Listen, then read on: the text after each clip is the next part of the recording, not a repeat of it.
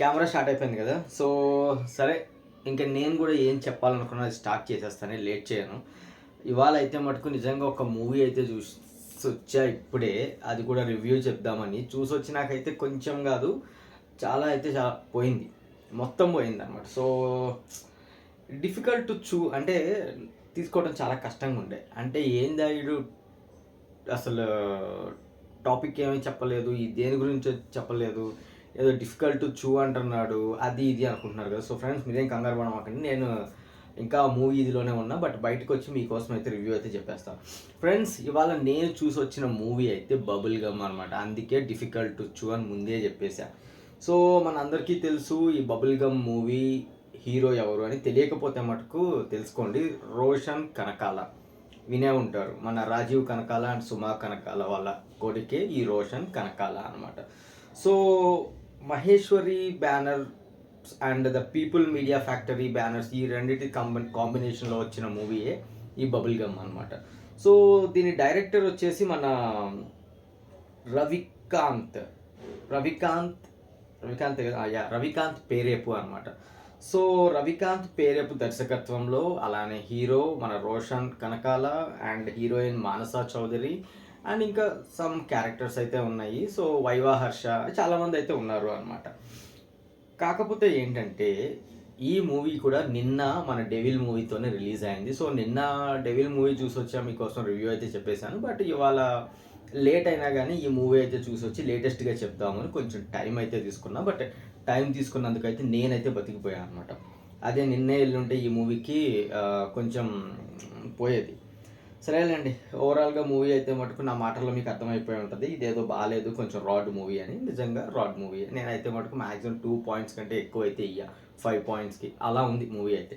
సరే మెయిన్‌గా స్టోరీ విషయానికొస్తే హీరో ఏంటంటే ఒక పబ్‌లో డీజేగా ఉంటాడు.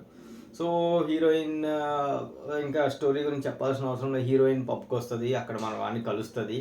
అండ్ వీళ్ళిద్దరి మధ్య కొంచెం రిలేషన్ అయితే నడిచి అట్లా ప్రేమలో అయితే పడతారు. ఇది మెయిన్‌గా స్టోరీ కాన్సెప్ట్. ఇక్కడ ఏంటంటే కొంచెం వీళ్ళిద్దరూ జర్నీ చేసిన తర్వాత హీరోయిన్‌కి, హీరోకి మధ్య కొన్ని క్లాషెస్ వస్తాయి. వాళ్ళు ఎలా విడిపోయారు లేదంటే కొన్ని గొడవలవుతవి. ఎలా మళ్ళీ కలిసారు అన్న ఒక చిన్న ట్యాగ్ లైన్ ఇది తీసుకొనైతే మటుకు స్టోరీ అయితే తీయటం జరిగింది. ఐ మీన్ మూవీ అయితే తీయటం జరిగింది. సో, ఇందులో మైనస్ పాయింట్లేంటి, ప్లస్ పాయింట్స్ అయితే ఏంటో చెప్పుకుందాం అనమాట. ప్లస్ పాయింట్స్ అయితే మటుకు మన రోషన్ అంటే హీరో అని చెప్తున్నా అనుకుంటున్నారా? ఆగండి. హీరో దగ్గరికెళ్ళట్లే. హీరోయిన్ ఫాదర్ క్యారెక్టర్ అనమాట. అది ఎవరు ఏంటి అని నేను చెప్పను. మూవీ చూసి మీరు నాకు కామెంట్స్‌లో అయితే చెప్పండి అనమాట. ఎందుకంటే నేను వాళ్ళ ఫాదర్ ఇది చేసి వీళ్ళు, వాళ్ళు అని ముందే చెప్పేస్తే మీకు ఉన్న కిక్ అయితే పోతది.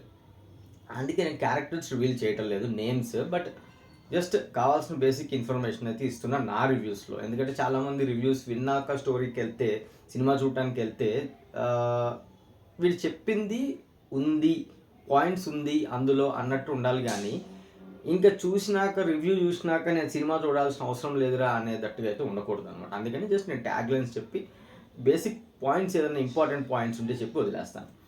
సో, ఇందులో మెయిన్‌గా మనకి ప్లస్ పాయింట్ ఏంటంటే hero Roshan father character and heroine కూడా బాగా చూపించారనమాట. అంటే ప్రెజెన్స్ ఆఫ్ హీరోయిన్ ప్రెజెన్స్.